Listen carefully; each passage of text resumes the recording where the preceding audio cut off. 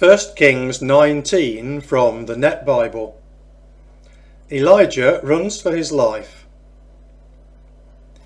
Ahab told Jezebel all that Elijah had done, including a detailed account of how he killed all the prophets with the sword. Jezebel sent a messenger to Elijah with this warning: "May the gods judge me severely if by this time tomorrow I do not take your life as you did theirs."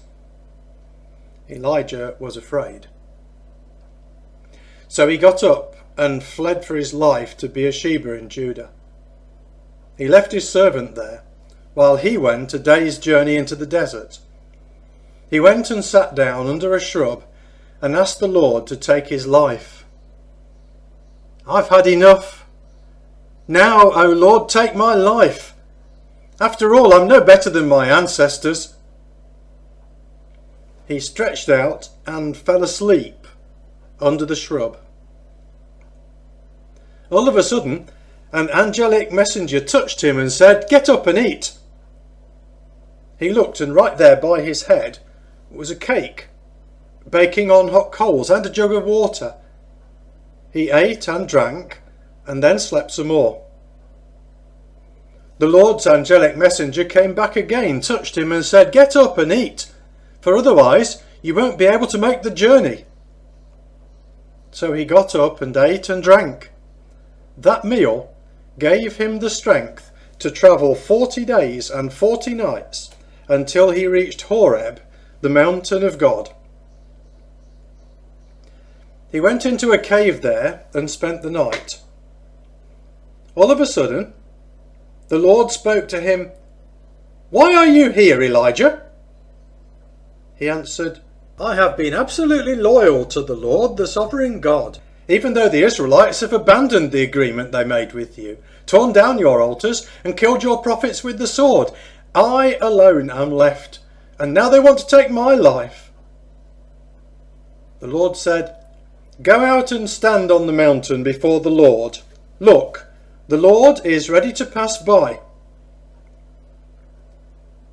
A very powerful wind went before the Lord, digging into the mountain and causing landslides.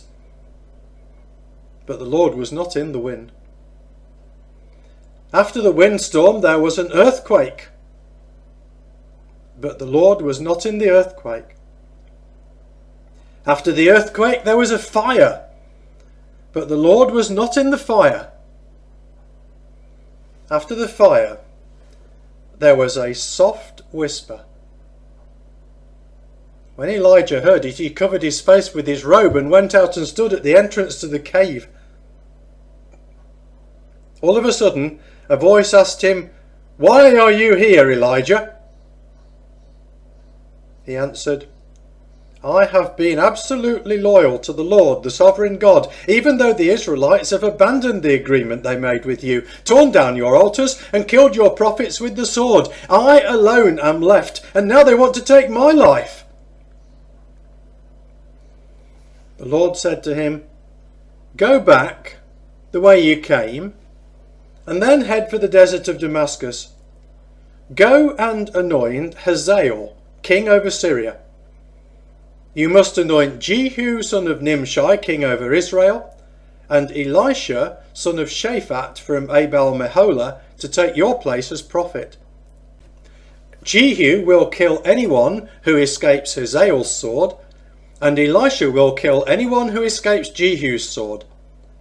I still have left in Israel 7,000 followers who have not bowed their knees to Baal or kissed the images of him."